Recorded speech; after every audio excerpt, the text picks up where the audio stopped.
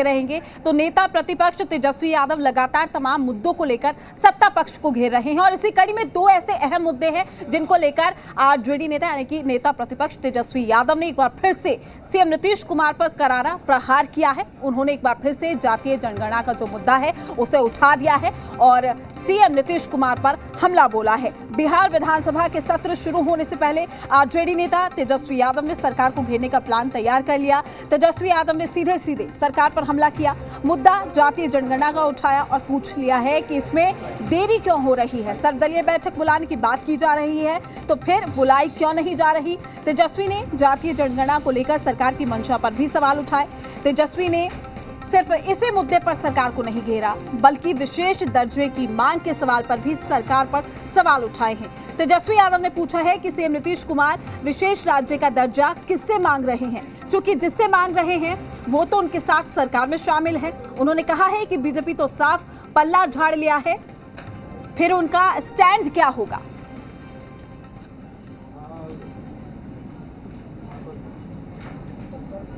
देरी क्यों हो रही है, क्या कारण है, ये सब लोग जानते हैं, लेकिन कहीं ना कहीं से मंशा जो है वो ठीक नहीं है। जब हम लोग प्रधानमंत्री जी से मिलकर के निकले थे तो मैंने एक बात कहा था, ये नेशनल इंटरेस्ट में, जिस बात को मुख्यमंत्री जी ने भी दोहराया था। मुख्यमंत्री जी ने भी कहा था कि राष्ट्र हित में, यानी नेशनल इंटरेस्ट में। तो देरी किस बात की भाई। और हम सब लोग विशेष राज्य की बात करते हैं, ये लोग मांग किससे रहे हमको तो अब तक समझ में नहीं आ रहा।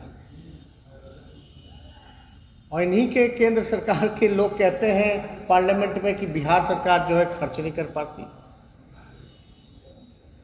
बजट का पैसा नहीं खर्च। यहाँ प्रदेश अध्यक्ष जो संजय जायसवाल है उन्होंने क्या कहा कि बजट का पैसा भी नहीं खर्च कर पाते। तो अपना ही लोग जो है एक दूसरे का उजागर कर रहे हैं कमियां, तो बिहार हित में तो है नहीं मामला। तो इस पूरे मामले को लेकर तमाम राजनीतिक प्रतिक्रियाएं भी आ रही है। किस दल ने क्या कुछ कहा है ये भी आप सुनिए। नेता प्रतिपक्ष तेजस्वी यादव जी ने लगातार केंद्र सरकार हो, राज्य सरकार हो, उन पर दबाव बनाया हुआ है।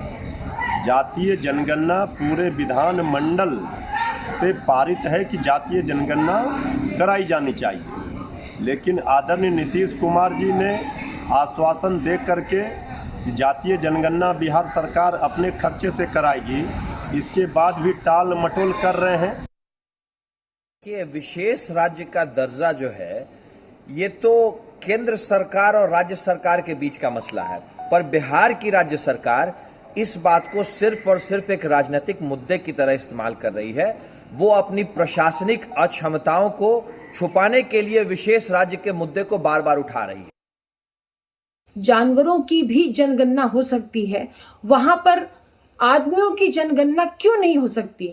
अगर आदमियों की भी जनगणना होगी, जातियों की भी जनगणना होगी तो हम उस सरकार को मदद मिलेगी और उस हिसाब से सरकार अपनी स्कीमें बनाएंगी ताकि उन लोगों को उसका फायदा मिले। जातिगत जनगणना को लेकर बिहार सरकार कृत संकल्पित है।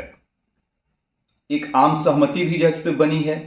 मुझे लगता है आदरणीय नीतीश कुमार जी ने जो फैसला लिया है कि बिहार सरकार अपने खर्चे पे जातिगत जनगणना करवाएगी, तो मुझे लगता है निश्चित रूप से जो है जातिगत जनगणना होगी। और मैं विपक्ष के लोगों को भी कहना चाहता हूं कि जातिगत जनगणना हो, यह एक आम सहमति से हम लोगों ने निर्णय लेने का काम किया है।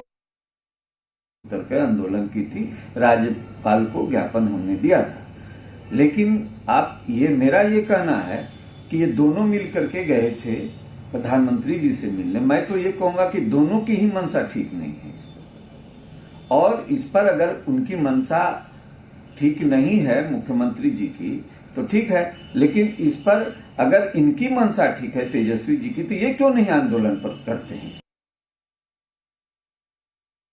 जातिगत जनगणना सिर्फ और सिर्फ अपने फायदे के लिए उठाया हुआ मुद्दा है, जिससे जनता और देश के विकास के मुद्दे से लेना देना नहीं है। आजादी के 75 साल बाद भी अगर हमें आज जाति जानने की जरूरत पड़ रही है कि जाति के आधार पर गरीब कौन है, तो इससे ज्यादा दुर्भाग्य किसी भी व्यवस्था के लिए नहीं हो सकता है। चलिए फिलहाल न्यूज रूम लाइव में रुकते हैं एक छोटे से ब्रेक के लिए और ब्रेक के बाद आपको दिखाएंगे 2 मिनट में प्रदेश की तमाम बड़ी खबरें।